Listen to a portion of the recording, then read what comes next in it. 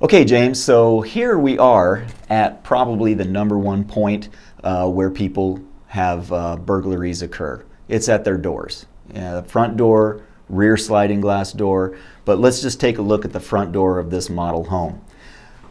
One of the things that we want to make sure before you move into a model home is, have you changed the locks? Okay, because those keys are floating around to all the vendors, to all the people who worked in this house, and if you don't change those locks, there's no guarantee that they don't have a key to come into your home at a later time. Now, we did a segment over at Home Depot not too long ago where we were talking about the different type of locking systems and some of the alarm systems that get installed at the door. So take a look at this door right here. We have both locking mechanisms in play here. We have a touch keypad with a key entry. The deadbolt on this is going to be over 1 inch, which goes into the framing. And then on the strike plate, you're going to want to have at least a 3.5 inch screw, which would be about the length of that pin. Now what that's doing is it's going through the wood of the frame of the door. It's going through the little gap between the frame and the actual hardwood framing of the house and sinking into those studs. That makes it much harder for you to be able to kick a door in and makes this much more secure. We also covered the alarm systems and camera systems that were available at your local Home Depot. And this one happens to be a ring system. And so having that at your front door allows you access to who's coming to your front door at any time, anywhere, because you have the mobile app.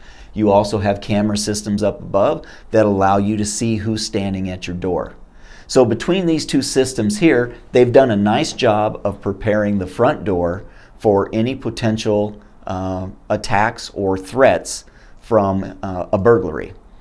Likewise, when we talked about visual access, right, that visual natural surveillance, this is open now. I know you guys can't see that, but when you were looking at the picture of the model homes, you can see that they had big, wide openings that allowed people from the neighborhood and those who come into the neighborhood to be able to have clear access and clear visual observation of the doorway.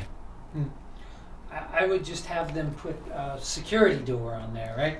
The only way you're going to make this door bulletproof is to put a nice security screen, security door on there, which then bolts directly into the framing, right, and it becomes virtually impossible to get off. Yeah, and then you can open that door and get a nice breeze in there and feel confident that you've got great security and you could interact with maybe a vendor or something without having to actually unlock anything, right? Absolutely. And when we are in our home, the last thing you want to be is a prisoner in your home. And that's where your security screen doors come into play. It allows you to do just what you said. It allows you to open the door, get fresh air, see what's going on out in the community without the fear that somebody can defeat your door and come in. And so that is probably the only thing missing on this door for that type of security.